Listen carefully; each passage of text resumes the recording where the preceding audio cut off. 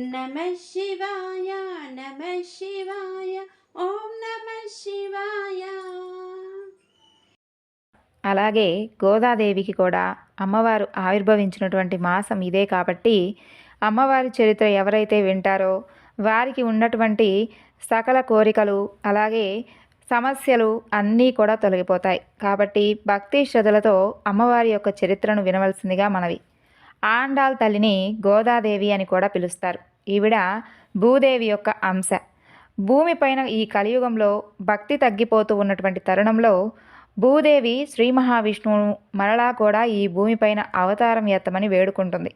కానీ మహావిష్ణువు పిల్లలు తండ్రి చెబితే వింటారో లేదో తెలియదు, కానీ తల్లి మాత్రం ప్రేమగా చెబితే ఖచ్చితంగా వింటారు. కాబట్టి ఈసారి నేను కాదు, నీవు అవతారం దాల్చు, అలాగే నీ కార్యం అంటే నీవు వెళ్ళినటువంటి కార్యం సిద్ధైన తర్వాత చివరకు నీవే నన్ను చేరుకుంటావు అని చెప్పి భూదేవిని అవతారం ఎత్తమని మహావిష్ణువు ఆదేశాన్ని ఇస్తాడు.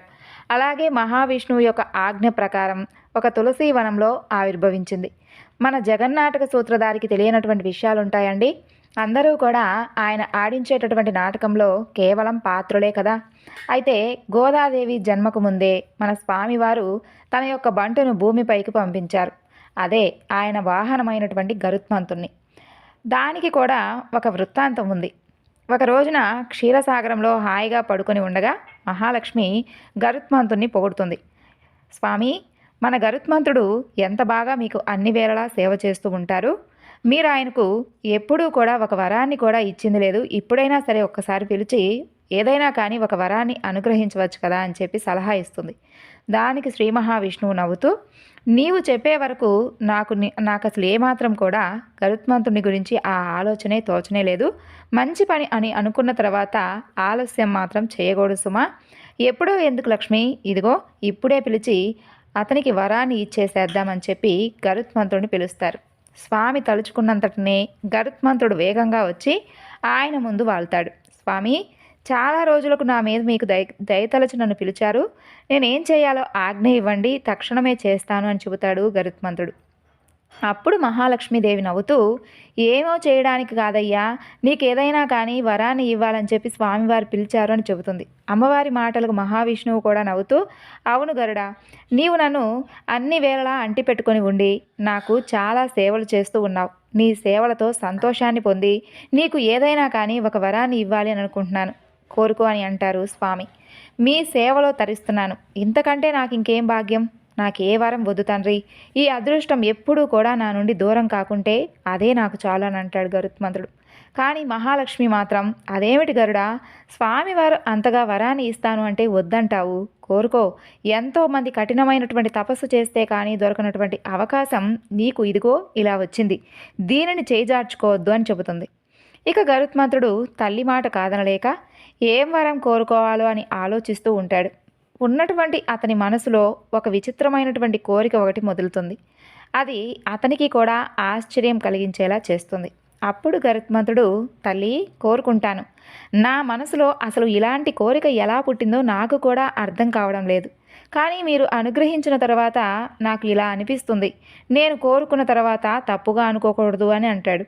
అప్పుడు మహావిష్ణువు, ఏ విధమైనటువంటి సంకోచము కానీ భయాన్ని కానీ నీ మనసులో పెట్టుకోకుండా అడుగు గరుడా అని అంటాడు. స్వామి, నాకు మీ కాళ్ళు కడిగి కన్యాదానం చేసి మీకు మామగారిని అవ్వాలని ఆశగా ఉంది తండ్రి అని అంటాడు గరుత్మంతుడు. గరుత్మంతుడి కోరిక విని మహాలక్ష్మి ఆశ్చర్యంగా చూస్తుంది.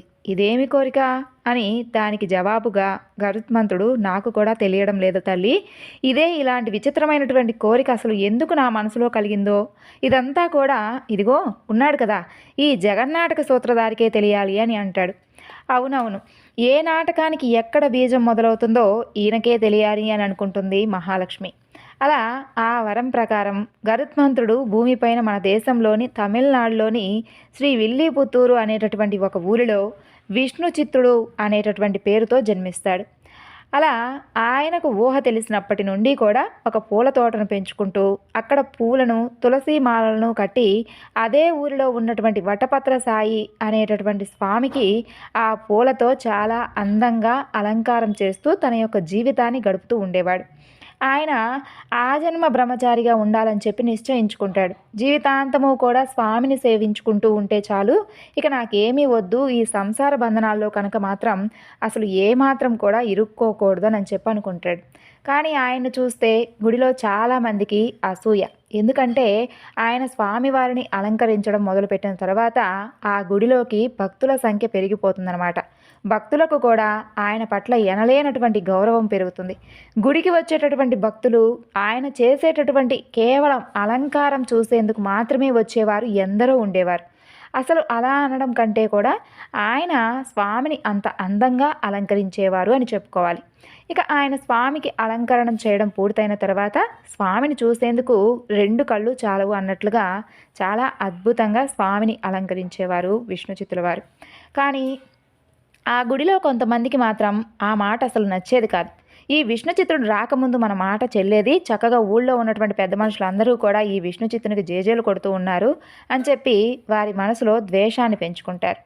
అప్పుడు మన తల్లి ఆవిర్భావానికి ఒక్కరోజు ముందు గుడిలో ఉన్నట్లుండిగా అఖండ దీపం మారిపోతుంది. ఇక ఏదో అశుభం జరగబోతుందని చెప్పి వారు అనుకుంటూ ఉండగా భయంకరమైనటువంటి గాలులు కూడా వీస్తూ ఉంటాయన్నమాట. ఆ తర్వాత ఒకరిలో ఒకరు భయపడుతూ ఉంటారు, ఏదైనా కానీ ఆపద కలుగుతుందో ఏమోనని చెప్పి. ఇక ఆ అఖండం మారిపోవడంతో ఊరికి ఏదో ఉపద్రవం వస్తుందని చెప్పి అందరూ వణికిపోతూ ఉంటారు. దీన్ని విష్ణు చిత్తుడిపైకి నెట్టేసి అతని స్థానంలో వచ్చేద్దామని చెప్పి అక్కడ ఉన్నటువంటి ఒక అనంత శాస్త్రి అటువంటి ఒక అతను అనుకుంటూ ఉంటాడు. విష్ణు చిత్తుడిని అందరూ కూడా పొగట్టం అనంత శాస్త్రికి అస్సలు ఇష్టం ఉండేది కాదు. అంతలో అక్కడికి రంగనాథ స్వామి ఒక యతీంద్రుల రూపంలో వస్తారు. వచ్చి అక్కడ గర్భగుడిలో ఉన్నటువంటి స్వామి వారికి నమస్కరిస్తారు. అక్కడ ఆయన్ని చూసి పూజారి గారు నమస్కరించి తమరెవరు అని చెప్పి అడుగుతాడు. నన్ను అందరూ కూడా భరద్వాజ యతీంద్రుడు అని అంటారు. నాది బదరికాశ్రమం. దేశంలో ఉన్నటువంటి అన్ని వైష్ణవాలయాలను దర్శిస్తూ ఇదిగో చివరకు వటపత్రశాయి అయినటువంటి ఈ రంగనాథుడిని దర్శించుకోవాలని చెప్పి ఇందాక వచ్చానని చెప్పంటాడు. అప్పుడు ఆ ఆలయ అర్చకులు ఆయన యొక్క తేజస్సును చూసి ఈయన త్రికాల జ్ఞానిలాగా ఉన్నారు అని చెప్పి అనుకొని స్వామివారి ఆలయంలో ఎన్నో ఏళ్లుగా వెలుగుతూ ఉన్నటువంటి ఇదిగో ఈ అఖండం ఉన్నట్టుండి ఆరిపోయింది. అసలు దీనికి కారణం ఏమిటో, పరిహారం ఏమిటో, దీని గురించి ఏమైనా చెబుతారా అని చెప్పని అడుగుతారు.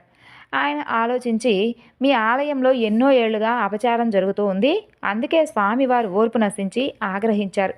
దాని ఫలితమే ఇదిగో మీరింకా దీనికి పరిహారం కనుక చేయకపోతే ఈ ఊరు మొత్తం కూడా వల్లకాడైపోతుంది, జాగ్రత్త అని అంటాడు. ఆయన మాటలకు అక్కడ ఉన్నటువంటి బ్రాహ్మణులు అందరూ కూడా భయపడిపోయి ఎవరి వలన అపచారం జరిగింది స్వామి అని చెప్పి అడుగుతారు. మీలో విష్ణు చిత్రుడు ఎవరు అని చెప్పాడు అంటాడు అతను. అప్పుడే ఆలయంలోకి వస్తూ ఉన్నటువంటి విష్ణు చిత్రుడు నేనే స్వామి, ఆ విష్ణు చిత్రుడిని అని చెబుతాడు. నీవేనా ఇంతటి ద్రోహానికి పాల్పడ్డావు అని అడుగుతారు ఆయన. విష్ణుచిత్తుడు ఆశ్చర్యంగా అదేమిటి, నేనేం ద్రోహం చేశాను స్వామి, ప్రతినిత్యము నిష్కల్మషంగా స్వామి మీద ఉన్నటువంటి భక్తితో పూలమాలను కట్టి ఆయన్ను అలంకరిస్తాను, అది తప్ప నాకు నా స్వామి తప్ప వేరే ప్రపంచం లేదు అన్నట్లుగా నేను జీవిస్తున్నాను, అది తప్ప నీ భక్తిలో లోపం ఉందని నేను చెప్పడం లేదయ్యా. కానీ నువ్వు బ్రహ్మచారివి, నిత్య కళ్యాణ చక్రవర్తి అయినటువంటి ఆ స్వామిని ఒక బ్రహ్మచారి సేవించడం చాలా అపచారం కదా అని అంటాడు. అదేమిటి స్వామి, నారదుడు, హనుమంతుడు, తుంబరుడు వీళ్ళందరూ కూడా బ్రహ్మచారులు కాదా, స్వామివారి అత్యంత ప్రియమైనటువంటి భక్తులు కాదా అని అంటాడు విష్ణుచిత్తుడు. మూర్ఖుడా, నీకు వారితో పోలిక, వారు మానవులు కారు, బ్రహ్మమానస పుత్రుడు, కారణ జన్ములు. ఈ సృష్టిని సక్రమంగా నడిపించడానికి మానవులు తప్పకుండా గృహస్థ జీవితాన్ని కర్తవ్యంగా భావించి నిర్వహించాలి. మాలాంటి సన్యాసులు కూడా గృహస్థులు అయిన తర్వాతే సన్యాసాన్ని స్వీకరించాలి. అలాంటప్పుడు భార్యా బిడ్డలు లేని నీవు ఈ స్వామిని సేవించడం కుదరదు అని అంటాడు. ఆయన మాటలకు అక్కడ గుడిలో ఉన్నటువంటి కొంతమంది ఆడవాళ్ళు ఏమిటి స్వామి అలా అంటారు, ఈ విష్ణుచిత్తుల వారు అలంకరించడం మొదలుపెట్టిన తర్వాతే స్వామివారిని చూడటానికి దూర దూర రాజ్యాల నుండి కూడా ఎందరో జనం వస్తూ ఉన్నారు, అసలు ఆయన అలంకరించినటువంటి రంగనాథుని చూడడానికి 2 కళ్ళు చాలవనని చెప్పి అందరూ కలిసి చెబుతారు. దానికి ఆయన అర్చకులతో ఆడవాళ్ళ మాటలు నమ్ముకొని మీరు ఈ విషయాన్ని ఉపేక్షిస్తే గనక ఈ ఊరు మొత్తం వల్లకాడు కావడం ఖాయం అని అంటాడు. మరలా విష్ణుచిత్రుడిని చూస్తూ ఏం విష్ణుచిత్త, వివాహం చేసుకుంటావా లేకపోతే ఈ క్షణమే ఈ ఆలయాన్ని విడిచిపెట్టి వెళ్ళిపోతావా అని అంటాడు. నేను సంసార బంధంలో చిక్కుకోవాలని అస్సలు అనుకోవడం లేదు. ఈ జీవితం స్వామికి మాత్రమే అంకితం చేయాలని అనుకుంటున్నాను. నా ప్రాణాలు పోయినా సరే నేను మాత్రం నా నిర్ణయాన్ని మార్చుకోను అని అంటాడు విష్ణుచిత్తుడు. అయితే ఈ క్షణమే నీవు ఆలయాన్ని విడిచిపెట్టి వెళ్ళిపో అని అంటారు. అమ్మలందరూ కలిసి నీవే స్వామిని అలంకరించాలని కోరుకుంటున్నారు కాబట్టి వీళ్ళ వాక్కును అమ్మవారి వాక్కులా భావించి నీకు 10 రోజులు గడువు ఇస్తున్నాను. మర్యాదగా నీవు నీ నిర్ణయాన్ని మార్చుకొని ఈ 10 రోజుల లోపల పెళ్లి చేసుకొని గృహస్థుగా మారితే నీవు స్వామి సేవకు అర్హుడవుతావు అని అంటారు. లేకపోతే శాశ్వతంగా స్వామివారి సేవకు దూరం అవుతావు, గుర్తుపెట్టుకో అని అంటాడు. ఆయన చెప్పడం ఆలస్యం. అనంత శాస్త్రి అనేటటువంటి అతను అసలుకే విష్ణుచిత్తుడంటే కోపం అని చెప్పాం కదా, అతని అనుచరులతో కలిసి అక్కడికి వచ్చి విష్ణుచిత్తుని పట్టుకొని ఆలయం బయట నుండి తోసివేస్తాడు. ఇక విష్ణుచిత్తుడు ఇంకేమీ చేయలేక ఏడ్చుకుంటూ తన ఇంటికి వెళ్ళిపోతాడు. అదే బాధలో నిద్రాహారాలు మాని ఏడుస్తూ కూర్చుంటాడు. ఇక మరుసటి రోజు బాధపడుతూనే ఎవరూ ఒప్పుకోరని తెలిసి కూడా స్వామి సేవ కోసం పూలు తీసుకొని రావాలని చెప్పి తన పూల తోటలోకి వెళతాడు. ఆయన పూల తోటలోని ఒక పక్క దట్టంగా పెరిగినటువంటి చిన్న తులసి తోటలో తులసి మొక్క కింద తులసి మొక్క మొదట్లో చాలా అందంగా పూలు పరిచి ఆ సుకుమారమైనటువంటి పువ్వులపైన ఒక అందమైనటువంటి ఆడపిల్ల కనిపిస్తుంది. అప్పుడు భూమాత ఒక చిన్న బిడ్డగా తులసి వనంలో ఆవిర్భవిస్తుంది. కర్కాటక మాసంలో పూర్వ పాల్గొని నక్షత్రంలో తులసి వనంలో అందంగా ముద్దులొలికేటటువంటి ఒక చిట్టి పాపాయిగా విష్ణుచిత్తునికి కనిపిస్తుంది. ఆ భూమాత అందమైనటువంటి ఆ బోసినవ్వులు చూస్తూ ఉంటే అసలు ఎవరికైనా కానీ ఎత్తుకొని ముద్దులాడాలి అనిపించేలా ఉంది ఆ చిట్టి పాపాయి. అంతటి అందమైనటువంటి ఆ బిడ్డను తోటలో చూసినటువంటి విష్ణుచిత్తుడు ఆశ్చర్యం, ఆనందం అన్నీ కలగలిపేలా ఆ పాపాయిని చూస్తూ ఉంటాడు. ఇంత అందమైన అమ్మాయిని, ఇంత పసిపాపను ఎవరు ఈ తోటలో వదిలిపెట్టి వెళ్ళిపోయారా అని చెప్పి ఆలోచిస్తూ ఉంటాడు. ఇక వెంటనే ఆ పసిపాపను ఎత్తుకొని తన గుండెలకు హత్తుకొని ఇంత చిన్న పాపని తోటలో వదిలిపెట్టి వెళ్ళిపోవడానికి అసలుకి ఎవరికి మనసు వచ్చిందా అని అనుకుంటూ చుట్టుపక్కలంతా కూడా చూస్తూ ఉంటాడు. కానీ అక్కడ ఎవ్వరూ కూడా కనిపించరు. ఆ తరువాత అతనికి ఊర్లోకి వెళ్ళి అందరినీ అడిగితే బాగుంటుంది కదా అని చెప్పి ఊర్లోకి వెళ్ళి అందరికీ చెప్పి ఎవరైనా కానీ పిల్లల్ని వదిలేసి వెళ్ళిపోయారేమో, మీ పాప ఏడుస్తూ నాకు కనిపించిందని అని చెప్పి చెబుతాడు. కానీ ప్రతి ఒక్కరూ కూడా మాకు తెలియదు అని చెప్పి జవాబిస్తారు. ఇక ఇక్కడ విష్ణుచిత్తునికి పాప దొరికిన వెంటనే అక్కడ గుడిలో అఖండం చాలా అఖండంగా వెలుగుతూ కనిపిస్తుంది. అందరూ కూడా ఆశ్చర్య ఆనందాలతో అసలు ఇది ఎలా జరిగిందా అని చెప్పి ఆలోచించుకుంటూ ఉంటారు. అప్పుడు విష్ణుచిత్తుడు ఆ పాపను తీసుకొని గుడిలోకి వస్తాడు. తనకు ఈ పాప తులసి వనంలో దొరికిందని, ఈ పాప తల్లిదండ్రులు ఎవరో కూడా తెలియదు అని చెప్పి ఆ పాపను తీసుకొని ఊర్లో అందరికీ కూడా ఆ విషయం గురించి చెప్పమని చెబుతాడు. అది చూసినటువంటి అనంతశాస్త్రి, ఈ విష్ణుచిత్తుడు బ్రహ్మచారి కదా, మరి మనందరితో బ్రహ్మచారి అని చెప్పి బయట ఎక్కడో గుట్టుగా సంసారాన్ని వెలగబెడుతున్నాడు కాబోలు, ఇప్పుడు అదిగో ఆ యతీంద్రుడు వారు చెప్పడంతో ఇలా పాపతో సహా వస్తున్నాడని చెప్పి వెక్కిరిస్తూ ఉంటాడు. ఇక స్వామివారి సాక్షిగా నేను చెబుతున్నాను అనంతశాస్త్రి, విను. అసలు ఈ పాప ఎవరో నాకు తెలీదు, అందుకే కదా ఎవరైనా కానీ ఈ పాపకు సంబంధించిన వారు ఉంటే వెళ్ళమని చెబుతున్నాను అని అంటాడు. ఊళ్ళో వాళ్ళందరూ కూడా అఖండం వెలిగింది అనేటటువంటి ఆనందంతో గుడిలోకి వస్తారు. వారందరూ కలిసి విష్ణుచిత్తుడు చెబుతున్నటువంటి మాటలను విని ఆ పసిబిడ్డను చూసి ఆ పసికందు మొహంలోని తేజస్సును, ఈ పాప ఎవరో కారణ జన్మురాలులాగా ఉంది, జనక మహారాజుకు సీతమ్మ దొరికినట్లుగా మీకు ఈ బంగారు తల్లి దొరికింది అని చెప్పి అందరూ అంటూ ఉంటారు. ఇక పాప మీలో ఎవరిదైనా ఉంటే తీసుకోవచ్చు అని చెప్పి అడుగుతూ ఉన్నందుకు అక్కడ ఉన్నటువంటి ప్రతి ఒక్కరూ కూడా స్వామివారి సాక్షిగా మా బిడ్డ అయితే కాదని చెప్తారు. అప్పుడు విష్ణుచిత్తుడికి చేసేది లేక ఆ బిడ్డను వదలలేక, అలాగైతే ఈ బంగారు తల్లిని నేనే తల్లి తండ్రి అయ్యి నేనే స్వయంగా పెంచుకుంటానులేండి అని చెప్పి ఆ బిడ్డను స్వామివారి పాదాల దగ్గర పడుకోబెడతాడు. అప్పుడు రంగనాథ స్వామి ఆ బిడ్డపైన ఆశీర్వాదంగా స్వామివారి చేతుల్లో ఉన్నటువంటి పూలు బిడ్డపైన పడతాయి. అది చూసినటువంటి పురోహితులు, స్వామివారి ఆశీర్వాదం కూడా దొరికింది కదా, ఇంకేం శుభం, ఈ బిడ్డ ఇక నుండి నీ బిడ్డే విష్ణుచిత్త, వెళ్ళు తీసుకొని వెళ్ళనని చెప్పి ఈ బంగారు తల్లి నీకోసమే ఈ భూమిపైకి వచ్చినట్లుగా ఉంది, స్వామివారు నీ చేత పూల సేవ చేయించుకోవాలనే ఇలాంటి అనుగ్రహాన్ని నీకు కల్పించారని చెప్పి అంటారు. ఇక పురోహితుల మాటలకు సంతోషంతో పొంగిపోయినటువంటి విష్ణుచిత్తుడు ఆ పాపను పెంచుకోవడానికి సిద్ధమైపోతాడు. ఆ బిడ్డకు స్వామివారి సమక్షంలోనే గోదాదేవి అని నామకరణం చేస్తారు. అలా ఒకరోజు పాపను ఆడిస్తూ ఉన్నప్పుడు పాప ఉన్నట్లుండి చాలా గట్టిగా ఏడుస్తూ ఉంది. అయితే పాపం ఎంత ఊరడించినా కూడా ఊరుకోవడం లేదు. పాపం కుక్క పెట్టి ఏడుస్తుంది. పాలు తాగించినా తాగడం లేదు. అక్కడ ఉన్న వాళ్ళందరూ కూడా విష్ణుచిత్తుడంటే గౌరవం ఇచ్చేవాళ్లే కాబట్టి చుట్టుపక్కల ఉన్న వాళ్ళు కొందరు ఆడవాళ్ళు ఆ బిడ్డ ఏడుపును విని అక్కడకు వచ్చి పాపను ఊరుకోబెడతారు. కానీ పాప మాత్రం ఊరుకోదు. చివరికి కడుపులో ఏదైనా నలతగా ఉందో ఏమోనని చెప్పి ఆ బిడ్డను వైద్యుడి వద్దకు తీసుకుని వెళ్తాడు. వైద్యుడు ఆ పాపను పరీక్షించి, పాపకి ఏమీ ఇబ్బంది లేదండి, కొన్నిసార్లు పిల్లలు అలాగే ఏడుస్తూ ఉంటారు, కాకపోతే ఊరుకోబెట్టేందుకు ప్రయత్నం చేయండి అని చెప్పి పంపించేస్తాడు. ఇక పాప మాత్రం ఏడుస్తూనే ఉంటుంది. పాప అలా ఏడుస్తూ ఉంటే విష్ణుచిత్తుడి చేతులు కాళ్ళు ఆడటం లేదు. అయ్యో తల్లిదండ్రి నేనే పెంచుతున్నాను, నాకు తల్లిలా లాలించడం రావడం లేదేనని చెప్పి బాధపడుతూ ఉంటాడు విష్ణుచిత్తుడు. అలా వెళుతూ స్వామివారి ఆలయం దగ్గరకు వెళతాడు. వెళ్ళి ఆ సమయంలో గుడి దగ్గర వేద పారాయణం జరుగుతూ ఉంటుంది. ఇక విష్ణుచిత్తుడు ఆ పాపను ఎత్తుకొని అక్కడ అంతా కూడా తిరుగుతూ ఉంటాడు. సరిగ్గా వేద పారాయణం జరిగే చోటుకు వచ్చేసరికి పాప ఉన్నట్లుండిగా ఏడు పాపేస్తుంది. మరలా దూరంగా వెళితే ఏడుస్తూ ఉంటుంది. విష్ణుచిత్తుడికి అర్థం కాలేదు. ఎలాగైనా సరే ఒకసారి చూద్దామని చెప్పి మరలా ఆ వేద పారాయణం జరిగే చోటుకు వెళతాడు. పాప ఏడు పాపేస్తుంది. ఆ తరువాత వేద పారాయణం అయిపోయి వారు స్వామివారి స్తోత్రం చదువుతూ ఉంటారు. ఇప్పుడు కూడా పాప ఏడవదు. అప్పుడు విష్ణుచిత్తుడికి పూర్తిగా బోధపడుతుంది. స్వామివారి నామజపం కానీ, లేదంటే స్వామివారి మాటలు కానీ, స్వామివారి పాటలు కానీ, ఏదైనా కానీ దైవ సంకీర్తన పాప ఇష్టంగా వింటుంది అని చెప్పి విష్ణుచిత్తుడికి అర్థమవుతుంది. అప్పటి నుండి విష్ణుచిత్తుడు అనుక్షణము కూడా స్వామివారి స్తోత్రాలతో ఆ పాపను ఆడించడం మొదలుపెట్టాడు. పాప కూడా చాలా ఇష్టంగా వింటూ ఆడుకుంటూ ఉండేది. అలా గోదాదేవి విష్ణుచిత్తుడి ఆలనా పాలనలో పెరుగుతూ ఉంది. మాటలు నేర్చాక ఇప్పటి నుండి కృష్ణ కథలు అడిగి మరీ చెప్పించుకుంటూ ఉండేది. కృష్ణుడి కథలు లేనిదే కనీసం భోజనం కూడా చేసేది కాదు. అన్నిటికీ కూడా నా కృష్ణుడు, నా కృష్ణుడు అంటూ ముద్దుగా మాట్లాడుతూ ఉండేది గోదాదేవి. విష్ణుచిత్తుడు కూడా పాప ముద్దు మాటలు మైమర్చిపోయి వింటూ పాపకు స్వామివారి కథలు చెబుతూ ఉండేవాడు. అలాగే స్వామివారికి పూల సేవలు, అలంకారాలు చేస్తూ గడిపేవాడు. అలా ఒక రోజున విష్ణుచిత్తుడు గుడి నుండి ఇంటికి వచ్చేసరికి గోదాదేవి అతని కోసం ఎదురు చూస్తూ ఉంటుంది. విష్ణుచిత్తుడు పాపకు భోజనం కలిపి పెడుతూ గజేంద్ర మోక్షం కథ గురించి చెబుతాడు.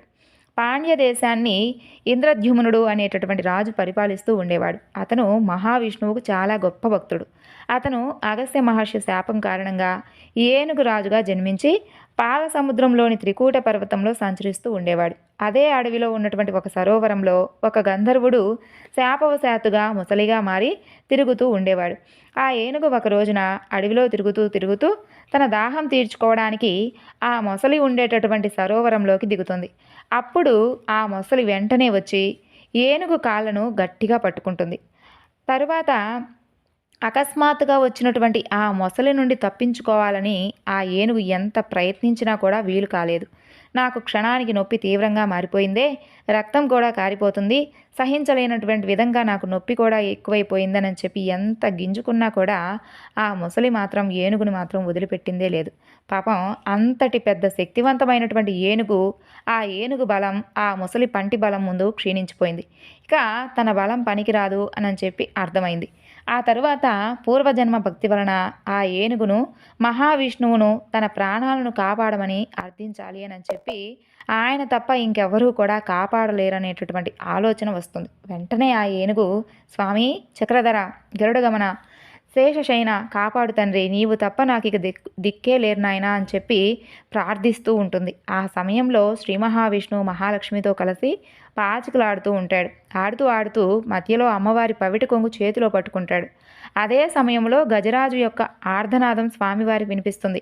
అంత ఆర్తితో గజరాజు తనను పిలవగానే స్వామివారు ఉన్న ఫలంగా లేచి అక్కడి నుండి వెళ్ళిపోతారు. ఎంత తొందరగా అంటే చేతిలో అమ్మవారి పవిటి కొంగును కూడా ఆయన పట్టించుకోలేదనమాట. వదిలిపెట్టకుండా అలా వెళ్ళిపోతూ ఉన్నారు.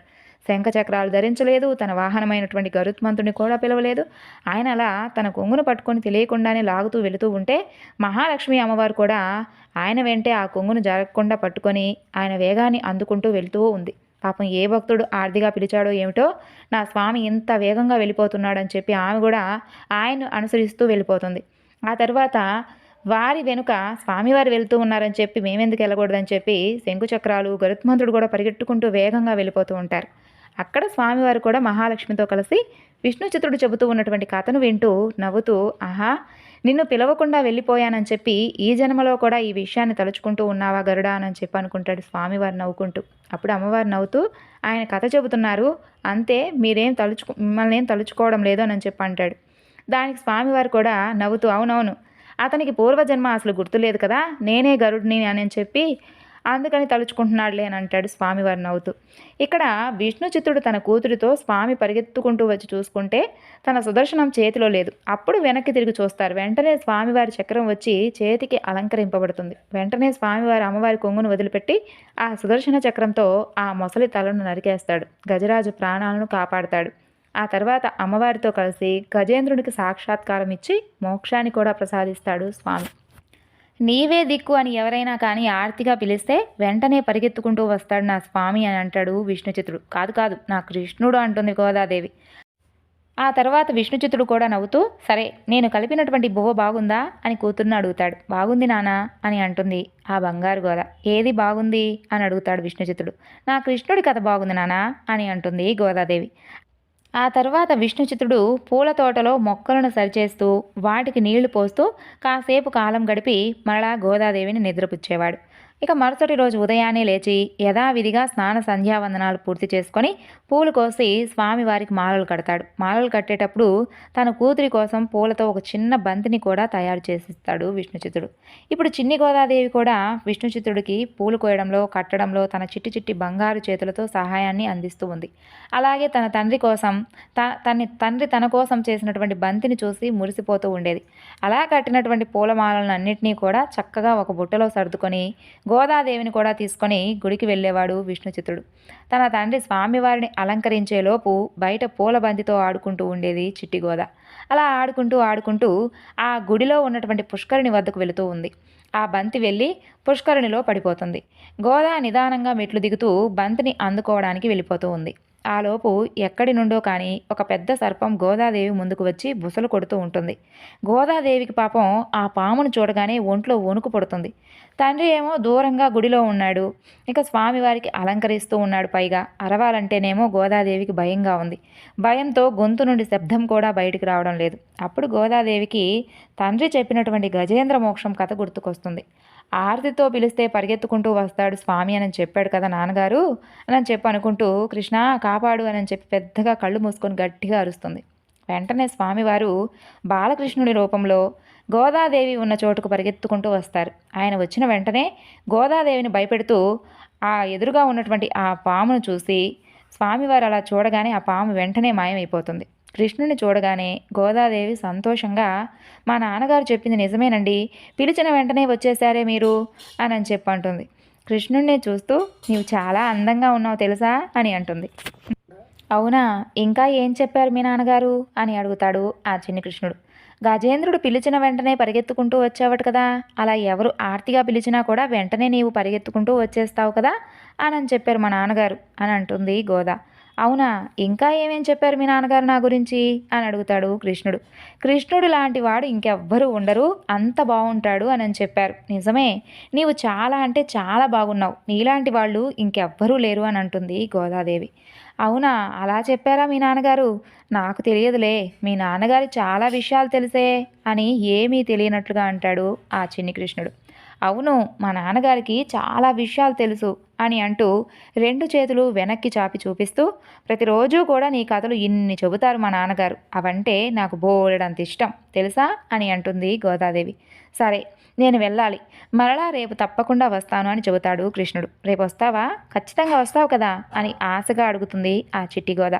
దానికి కృష్ణుడు ఓ రేపు వస్తాను, ఇద్దరం కలిసి ఆడుకుందాం, నేను ఈ పిల్లన గోవిని ఊది నిన్ను పిలుస్తాను, అది విన్న వెంటనే నీవు తప్పకుండా రావాలి అని అంటాడు. ఆ తర్వాత గోదాదేవి గుడిలోకి వెళ్ళి స్వామివారి దర్శనం చేసుకొని తన తండ్రితో పాటు ఇంటికి వెళ్ళిపోతుంది.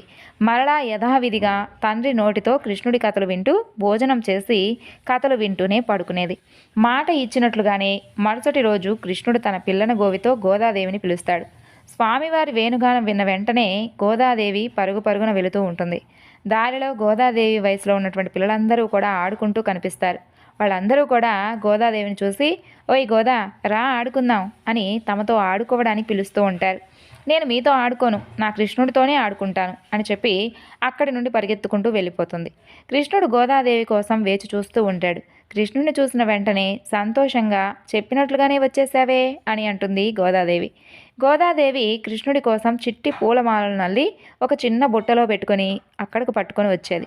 వాటిని చూపిస్తూ కృష్ణ నీకోసం ఈ పూలమాలను నేనే స్వయంగా అల్లి తీసుకొచ్చాను. ఇందులో నీకేది కావాలో తీసుకో అని ఇస్తుంది. నా కోసం నీవే అల్లావు కదా, నీ యొక్క చేత్తోనే వెయ్యి అని అంటాడు కృష్ణుడు. గోదాదేవి ఒక మాలను తీసి ఇది బాగుందా అని అంటూ వేయబోతుంది. అప్పుడు కృష్ణుడు, ముందు నువ్వు వేసుకొని చూసి బాగుంటే నాకు వెయ్యి అని అంటాడు. గోదాదేవి ఒక మాలను తీసుకొని మెడలో వేసుకుంటుంది. దగ్గరలో ఉన్నటువంటి కొలనులోని నీటిలో ప్రతిబింబం చూసుకొని ఆ తర్వాత ఇది బాగలేదు అని చెప్పి మరలా ఇంకొకటి తీసుకొని వేసుకుంటుంది. అది బాగుంది అని అనిపించి దాన్ని కృష్ణుడికి ఇస్తుంది. బాగుందా, సరే మరి నీవే వెయ్యి అని అంటాడు కృష్ణుడు. అయ్యో, నేను వేసుకున్నది నీకు వేయకూడదు కదా, అది మహాపాపం కదా, మా నాన్నగారు చెప్పారు అని అంటుంది గోదా. నువ్వు నేను ఒకటే, నువ్వంటే నాకు చాలా ఇష్టం, నువ్వు వేసుకొని ఇచ్చినటువంటి పూలంటే నాకు ఇంకా ఇష్టం, అందులో అసలు పాపం ఏమీ లేదు, దాన్ని నా మెడలో వెయ్యి అని అంటాడు కృష్ణుడు. కృష్ణుడి మాటలకు మైమర్చి గోదాదేవి తన మెడలో ఉన్నటువంటి మాలను తీసి కృష్ణుడి మెడలోకి వేస్తుంది.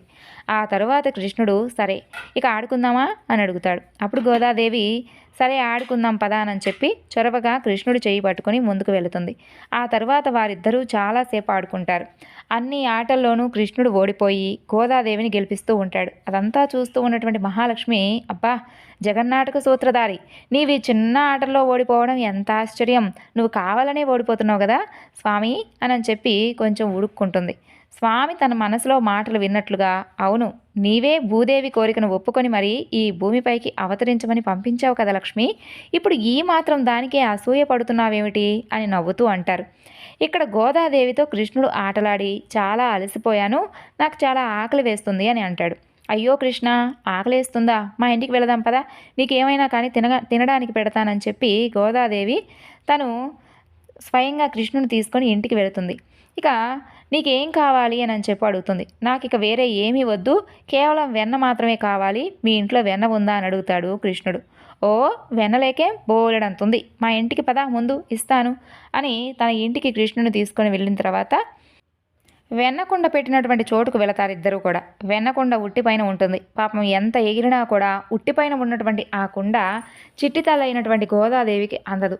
అంత ఆకలిగా ఇంటికి వచ్చినటువంటి కృష్ణుడికి వెన్న ఇవ్వలేనే అని చెప్పి నిరాశగా కృష్ణుడి వైపే చూస్తూ ఉంటుంది. అప్పుడు కృష్ణుడు, నేను కింద కూర్చుంటాను, నీవు నా పైన ఎక్కి ఆ వెన్నకొండ తీసుకో, మా బృందావనంలో కూడా మేము ఇలాగే చేసేవాళ్ళం తెలుసా అని చెబుతాడు. ఆ తర్వాత కృష్ణుడు నాలుగు కాళ్లపైన కిందకు వంగి కూర్చుంటాడు.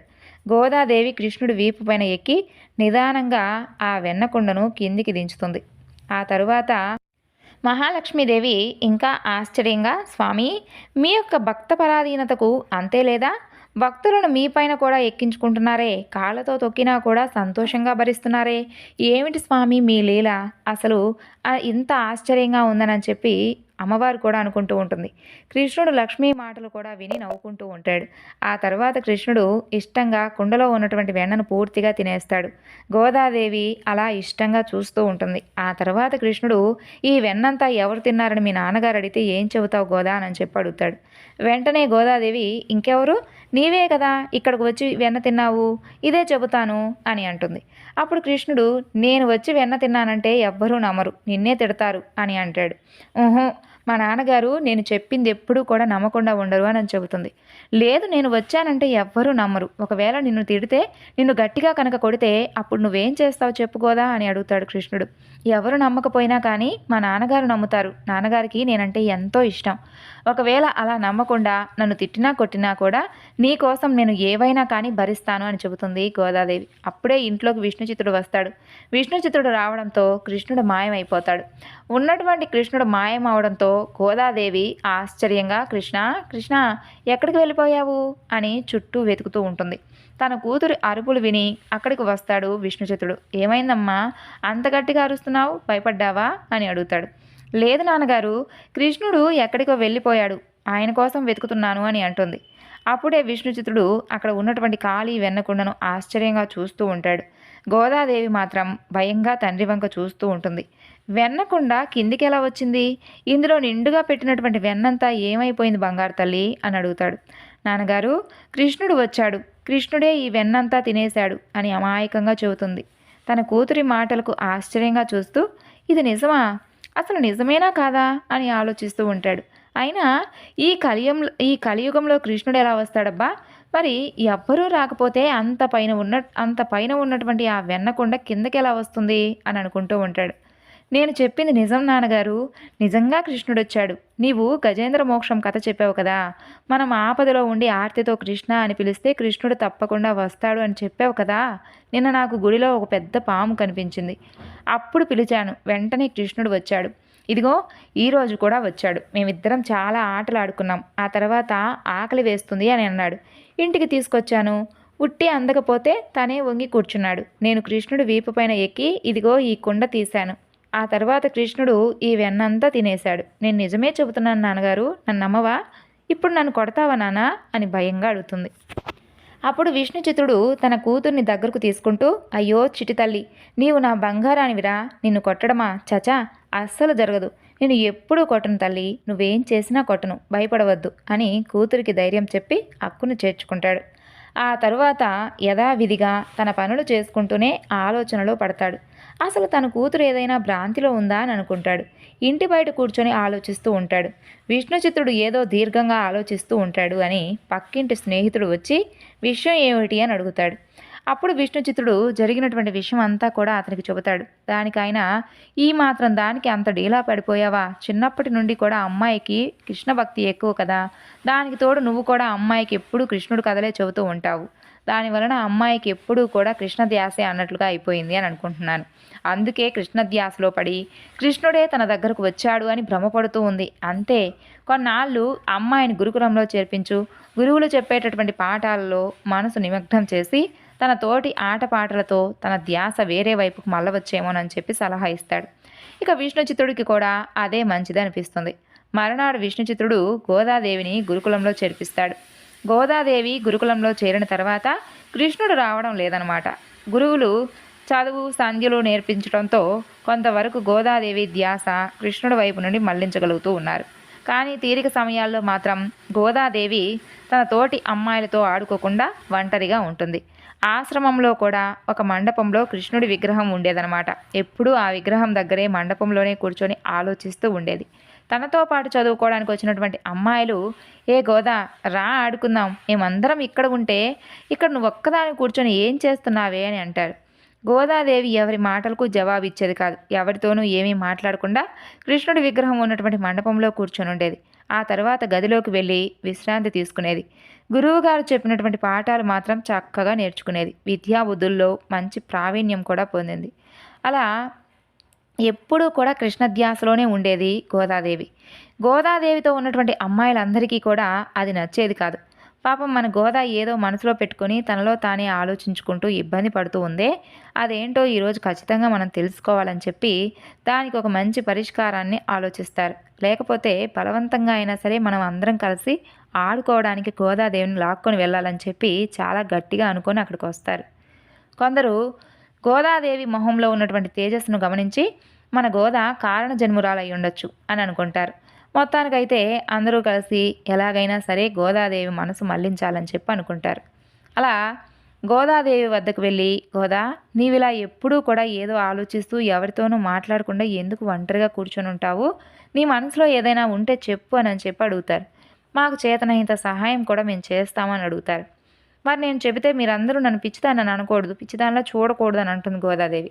అయ్యో, మన గురుకులంలో ఉన్నటువంటి అందరిలోకి తెలివైన దానివి, నిన్ను పిచ్చిదానని మేమెందుకు అనుకుంటాము? ఏమీ అనుకోము. అలాంటి ఆలోచనలు ఏమి పెట్టుకోకుండా సంతోషంగా చెప్పుకోదా అని అంటారు వాళ్ళు. అప్పుడు గోదాదేవి తన చిన్నప్పుడు జరిగినటువంటి సంఘటనలన్నిటినీ కూడా తన స్నేహితురాలకు చెప్పుకుంటూ వస్తుంది. కొందరు గోదాదేవి అన్నట్లుగానే ఇది నిజంగానే పిచ్చిది కాకపోతే ఈ కాలంలో కృష్ణుడు పిలవగానే రావడమా, తనతో ఆడుకోవడం జరుగుతుందా, దీనికి పిచ్చి ముదిరిపోయిందని అనుకున్నా పైకి మాత్రం ఏమీ మాట్లాడలేదు. కొందరు మాత్రం ఇది నిజమో అబద్ధమో మనకు తెలియదు కదా, ఆ దేవుడు గోదా తలరాతలో ఏది రాసి పెట్టుంటే అదే జరుగుతుంది, ఏదైనా కానీ అద్భుతం జరగడానికి ముందు దాన్ని ఎవరూ కూడా నమ్మరు, గోదా జీవితంలో కూడా అలాగే అవుతుందేమోనని చెప్పి కొందరు అనుకుంటారు. మనందరం చూస్తూ ఉన్నట్లు గోదా చాలా తెలివైన అమ్మాయి. గురువుగారు చెప్పినటువంటి ప్రతి ఒక్క చదువులో ప్రతి ఒక్క పద్యాలు కానీ విద్యను అంతా కూడా చక్కగా అప్పజెప్పేస్తుంది.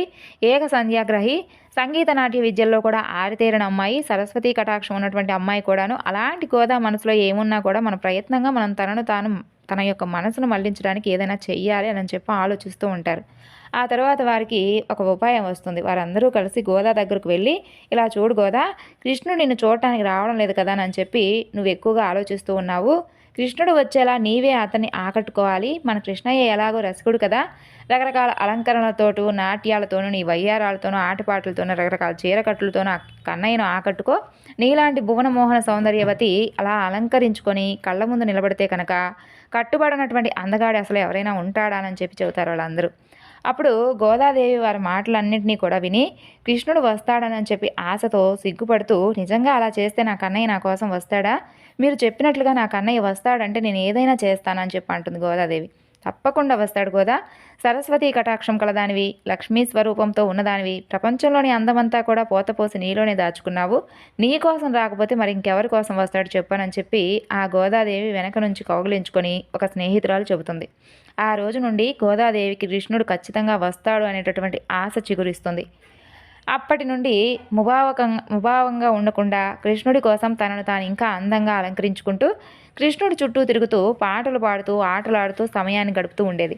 అలా ఆడుతూ పాడుతూ సంతోషంగా ఉన్నటువంటి తమ స్నేహితురాలను చూసి, పోనీలే ఇలాగైనా సరే మనం తన యొక్క మనసును మనం మార్చగలిగాము, తన శరీరం పైన అలంకారం పైన కొంచెం దృష్టి మరిచేలా ఉత్సాహంగా ఉండేలా గోదాదేవిని చేశామని చెప్పి అందరూ కూడా మురిసిపోతూ ఉంటారు. అలా తన యొక్క విద్యాభ్యాసం ముగించుకొని గురువుల యొక్క మెప్పులు కూడా పొంది తిరిగి తండ్రి వద్దకు వెళుతుంది. అక్కడ కూడా తన స్నేహితులు చెప్పిన ప్రకారమే కృష్ణుడిని ఆకట్టుకోవడానికి ప్రయత్నిస్తూ తన తండ్రితో పాటు తను కూడా అందమైనటువంటి పూలమాలలు అల్లుతూ ఆ పూల అలంకరణలో తన కృష్ణుడు ఎంత అందంగా ఉంటాడోనని చెప్పి ఊహించుకుంటూ ఉండేది. అలా ప్రతిరోజు కూడా కొత్త కొత్త అలంకరణలతో అందంగా మెరిసిపోతూ ఉండేది.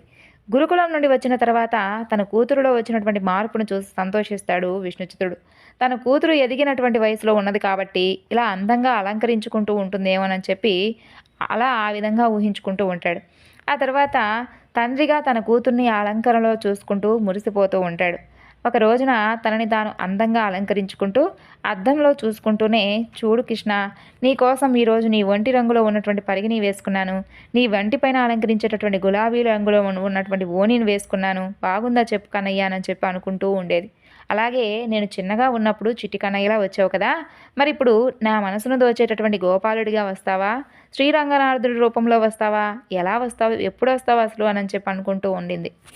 ఇదిగో ఇలా చూడు, నీకోసమే ఇవన్నీ అలంకరించుకుంటూ ఉన్నాను, ఇది నీకు నచ్చలేదా, ఒక్కసారి కనిపించి చెప్పవా కన్నయ్య అని అనుకుంటూ తనని తాను చూసి మురిసిపోతూ మైమరిచిపోతూ ఉండేది. నేనేమి నన్ను మాత్రమే చూడని నీకు చెప్పడం లేదు కదా కన్నయ్య, నేనంత స్వార్థపరురాలు కూడా కాదులే, నీవే విశ్వానికి అంతటికీ కూడా పోషకుడివి, పురుషుడివి, నాలా నిన్ను కొలిచేటటువంటి గోపికలు ఎందరో ఉన్నారు, నీ గోపికలలో నన్ను కూడా చేర్చుకో, నీలో నన్ను చేర్చుకో కన్నయ్య అని మాత్రమే కదా నిన్ను నేను అడుగుతున్నాను అని అనుకుంటూ ఉండేది. అంతలో విష్ణుచిత్రుడు తోటలో నుంచి పువ్వులు తెంపుకొని వచ్చి స్వామి కోసం పూలు అల్లుతూ ఉన్నాడు. గోదాదేవి కూడా వెళ్ళి తండ్రితో కూర్చొని అందంగా పూలమాలలు అల్లుతూ ఉంది. విష్ణుచిత్రుడు గోదాదేవితో, అమ్మ గోదా, నీవు నాకంటే అందంగా పూలమాలలు చక్కగా అల్లుతూ ఉన్నావు, ఎంత బాగా అల్లుతున్నావంటే నువ్వు కట్టినటువంటి మాలలో స్వామి ఇంతకు ముందు నేను అలంకరించేటప్పటికంటే కూడా చాలా ఎక్కువగా అందంగా కనిపిస్తూ ఉన్నారు, చూడటానికి కూడా 2 కళ్ళు చాలవేమో అని అనిపిస్తుంది తెలుసా అని అంటాడు. ఇంకా మరొక విషయం ఏమిటంటే, నువ్వు కట్టేటటువంటి అందమైన పూలమాలలతో తనని తాను అలంకరించుకోవాలని చెప్పి స్వామివారు వేచి చూస్తున్నాడేమో అని అనిపిస్తుంది, ఇది నాకు కూడా విచిత్రంగా ఉంది అని చెప్పని అంటాడు విష్ణుచిత్తుడు. అప్పుడు లక్ష్మీదేవితో వైకుంఠంలో స్వామివారు, అవునవును, స్వయంగా భూదేవి తన చేతితో మాలలు కడుతూ ఉంటే ఈ భూమిని ఎంత అందంగా రంగురంగులతో అద్దినటువంటి దేవేరి ఇక నా శరీరాన్ని ఎన్ని రంగులతో అందంగా మలుస్తుందో అని చూస్తూ ఉంటున్నానని అంటాడు. మీకు విష్ణుచిత్తుడు కట్టినటువంటి పూలమాలల కంటే కూడా గోదాదేవి కట్టినటువంటి మాలలు ప్రియంగా ఉన్నాయి, ఎందుకు స్వామి, మీకు గోదాదేవి కట్టినటువంటి కుసుమమాలలు అంటే ఎందుకు అంత ఇష్టం అని అడుగుతుంది లక్ష్మీదేవి.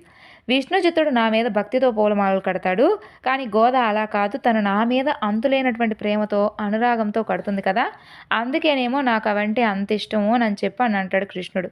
అవునవును, చాలా అందంగా కనిపిస్తున్నాయి, ప్రతి అవతారంలోనూ నాకు సవతి పోరు తప్ప ఇంకేం ఉండదని చెప్పి మొహం తిప్పుకుంటుంది అమ్మవారు. దానికి మహావిష్ణువు నవ్వుతూ, అయ్యో, నీవే కదా ఒప్పుకొని పంపించావు, ఇప్పుడు మరలా నీవే అలిగితే ఎలా లక్ష్మి, నేను అవతారం ఎత్తినటువంటి తర్వాత భూదేవి అవతారం దాల్చినా కళ్యాణం మాత్రం జరగక తప్పదు కదా, అదే లోక కళ్యాణం, భూదేవి కూడా అదే కదా కోరుకుంటుంది అని అంటాడు.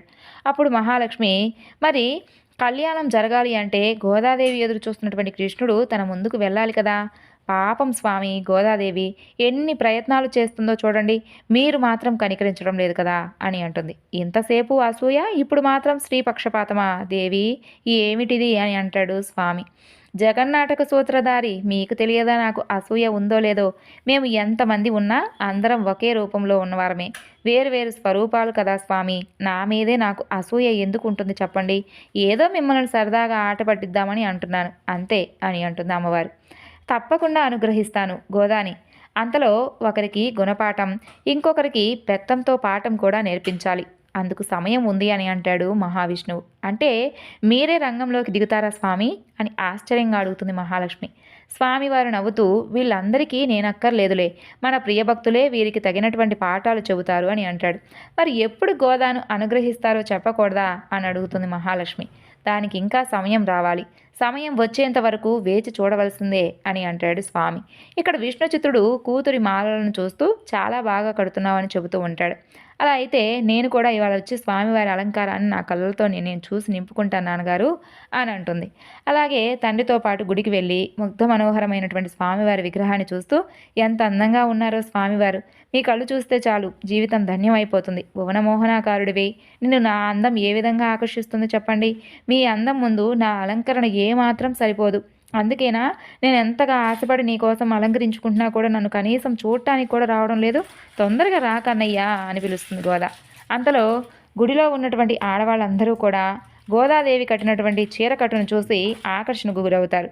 అది ఒక విశేషమైనటువంటి చీరకట్టు. అది చూడటం గోదాకు కొత్త ఏమీ కాదు. యుక్త వయసులో ఉన్నటువంటి తాను ఎప్పుడూ కూడా పరికిణలే వేసింది కాబట్టి అలా చీర కడితే నా కన్నయ్యకు నచ్చుతుందేమోనని చెప్పి ఆ విధమైనటువంటి అలంకరణలో అమ్మవారు గోదాదేవి అలంకరించుకుంటుంది. అది వైష్ణవుల ఇళ్లలో పెళ్ళైనటువంటి ఆడవాళ్ళు కట్టుకునేటటువంటి చీరకట్టు. తమిళనాడులో దాన్ని మడిశార్ అని అంటారు. అంటే 9 గజాల చీరతో దాన్ని అందంగా పొందికగా కడతారనమాట. మామూలుగా మనం కట్టేటటువంటి 6 గజాల చీరతో ఆ చీరకట్టు సరిగ్గా కుదరదు. తర్వాత రోజు నన్ను పెళ్ళి కాని అమ్మాయిలా చూస్తూ ఉన్నావు కదా, అందుకేనే నీకు నచ్చడం లేదు, అందుకే నీకు భార్యగా కనిపిస్తున్నాను, ఇప్పుడు ఎలా ఉన్నానో చూడు అని చెప్పి అడుగుతుంది. సరే చూద్దాం, నన్ను ఈ చీరకట్లో చూసైనా సరే నా కోసం వస్తావేమోననే ఆశతో నీకోసమే నేను ఇలా అలంకరించుకుంటున్నాను స్వామి అని చెప్పి స్వామివారి విగ్రహం చూస్తూ మనసులో మాట్లాడుకుంటూ ఉంటుంది. ఆ తర్వాత విష్ణుచిత్తుడికి గుడిలోనే ఏదో ఒక పని పడింది. గోదాదేవి ఒంటరిగా స్వామివారి రూపాన్ని తలుచుకుంటూ ఆయన ధ్యాసలోనే ఇంటికి నడుచుకుంటూ వస్తుంది. దారిలో ఒక ముసలావిడ గోదాదేవిని ఢీ కొట్టి పడిపోతుంది. గోదాదేవి ఆ ముసలావిడ చేతులు పట్టుకొని పైకి లేపి తీసుకుంటూ, మిమ్మల్ని తగిలాను కదా క్షమించండి అని చెప్పి క్షమాపణ కోరుతుంది. కానీ ఆవిడ మాత్రం గోదాదేవిని చూస్తూ, ఇంతటి అందగత్తె మన రాజ్యంలో ఉందా అని అనుకుంటూ కళ్ళార్పకుండా చూస్తూ ఉంటుంది. గోదాకి ఎందుకో ఆవిడ చూపు నచ్చదు. ఒళ్ళంతా కూడా తేళ్ళు జెరులు పాకినట్లుగా ఇబ్బందిగా ఆవిడని తప్పించుకొని గుడి నుంచి వెళ్ళిపోతుంది. ఆవిడ మాత్రం వికృతంగా నవ్వుతూ, పోవే చిలక పో, నా కళ్ళల్లో పడిన తర్వాత తప్పించుకోలేవు, నీ పుట్టు పూర్వోత్తరాలు పూర్తిగా తెలుసుకుంటాను, మహారాణి యోగం నిన్ను వెతుక్కుంటూ వస్తుంది, నీకు అదృష్టం చాలా భయంకరంగా ఉందని అనుకుంటుంది. ఆ తర్వాత గోదాదేవి ఇంటికి వెళ్ళి మరలా తన కృష్ణుడి కోసం అలంకరించుకోవడం మొదలు పెడుతుంది. ఒక్కసారి కనిపించు కృష్ణ, ఇంకేమీ అడగను నిన్ను, ఇదంతా నీకోసమే కదా కృష్ణ, ఈ అలంకరణ అంతా కూడా నీకోసమే కదా నాయన అని అంటూ భక్తిలో మునిగిపోయి పారవస్యంలో మాట్లాడుతూ ఉండేది. ఈసారి విభిన్నంగా ఒక పక్కకు చిన్న కొప్పు కట్టి కొప్పు నిండా పూలు చుట్టి కొప్పు చివరన చిన్న ఆభరణం కూడా పెట్టుకొని అందంగా కృష్ణుడి కోసం అలంకరించుకొని చెవులకు పెద్ద కమ్మలు పెట్టుకొని అందమైనటువంటి ముక్కెలతో చాలా ముద్దుగా కనిపిస్తూ ఉండేది. ఇక స్వామి పక్కన ఉన్నటువంటి లక్ష్మీ అమ్మవారు చూస్తూ, ఈసారి మీరు కిందికి తప్పకుండా దిగుతారు స్వామి, ఒకసారి అటు చూడండి, నాకే ముద్దొచ్చేలా ఉంది గోదాదేవి, ఇక మీరు వెళ్లకుండా ఉంటారా అని మనసులోనే అనుకుంటుంది. స్వామివారు కూడా గోదాదేవి అలంకరణకు తనపైన చూపిస్తూ ఉన్నటువంటి అమితమైనటువంటి భక్తికి ప్రేమకు పరవశుడై కృష్ణుడి రూపంలోనే గోదాదేవి ముందుకు వెళతాడు. స్వామిని చూడగానే గోదాదేవి మంత్రముగ్ధురాలై ఆ ఆజానుబాహుణ్ణి అరవింద దళయతాక్షుణ్ణి చూస్తూ ఆయన రూపాన్ని కళ్ళలో నింపుకుంటుంది. స్వామివారికి చేతులెత్తి మొక్కి, స్వామి ఎన్నేళ్లకు కరుణించావు, ఇంకా ఎన్నేళ్లు వేచి చూడాలి మిమ్మల్ని నేను చేరుకోవడానికి అని అడుగుతుంది. నీవు వెళ్ళినటువంటి పని మొదలు పెట్టకుండానే నన్ను ఎలా చేరుతావు గోదా అని అంటాడు స్వామి. గోదాదేవికి మాత్రం అర్థం కాకుండా అలా చూస్తూ ఉంటుంది. నేను వెళ్ళిన పనా? నేనెక్కడికి వెళ్ళాను స్వామి? ఎక్కడికి వెళ్ళలేదే, గురుకులానికి వెళ్ళాను అంతే కదా అని అమాయకంగా అడుగుతుంది. మానవ జన్మను ఎత్తి నీవు ఎవరో నీవే మర్చిపోయావు, కానీ నీవు చేయవలసినటువంటి కర్తవ్యం తప్పకుండా తప్పకుండా చేస్తావులే, దానికి నీ తండ్రి అంకురార్పణ చేస్తారులే అని అంటాడు స్వామి. గోదాదేవి ఇంకా అర్థం కాకుండా ఆలోచిస్తూ ఉంటుంది. ఆ తరువాత స్వామి ఒక చిలుకను గోదాదేవి చేతికిస్తారు. నాతో కనుక నీవు ఏదైనా మాట్లాడాలి అని అనుకుంటే ఇదిగో ఈ చిలుకతో నాకు వర్తమానం పంపించు. నా కోసం నీవు పూలమాలలను ముందుగా నువ్వు అలంకరించుకొని ఆ తరువాత మాత్రమే నాకు ఇవ్వడం మాత్రం మర్చిపోవద్దు. నువ్వు ముడిచి విడిచిన మాలలంటే నాకు చాలా ఇష్టం గోదా. తిరిగి మనమిద్దరం ఒకటయ్యేదాకా మన మధ్య ఈ దూరం తప్పదని చెప్పి స్వామివారు గోదాదేవితో చెప్తారు. ఆ తర్వాత స్వామివారు ఉన్నట్టుండి మాయమైపోతారు. గోదాదేవికి అదంతా కూడా ఒక స్వప్నంలాగా అనిపిస్తుంది. కానీ తన చేతిపైన ఉన్నటువంటి రామచిలుకను చూసి ఇది కల కాదు, నిజం అని చెప్పి తెలుసుకుంటుంది.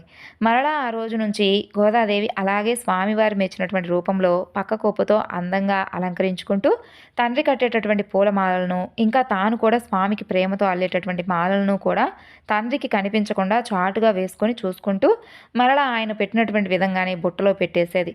అలా ఒక రోజున విష్ణుచిత్తుడు పూలమాలను తీసుకొని గుడికి వెళ్ళి స్వామిని అలంకరించేటటువంటి సమయంలో స్వామిని పూజించేటటువంటి పురోహితులు హారాన్ని చేతిలోకి తీసుకొని పూలహారాన్ని చేతిలోకి తీసుకొని విష్ణుచిత్తుడికి ఇవ్వబోతాడు.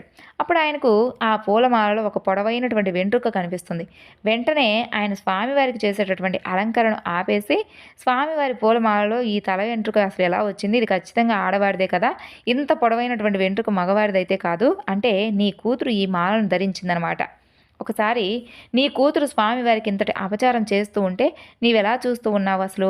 ఇప్పుడు దీనివలన స్వామివారికి ఎంతటి ఆగ్రహం వస్తుందో ఏమిటో, దానివలన మరలా ఈ ఊరికి ఏదో కానీ ఉపద్రవం తప్పకుండా రాబోతుందని చెప్పి భయపడిపోతూ విష్ణుచిత్తుడి పైన కోపగించుకొని ఆ పూలమాలను బయటికి విసిరేసి విష్ణుచిత్తుడిని కూడా గుడి నుండి బయటికి తరిమేస్తారు.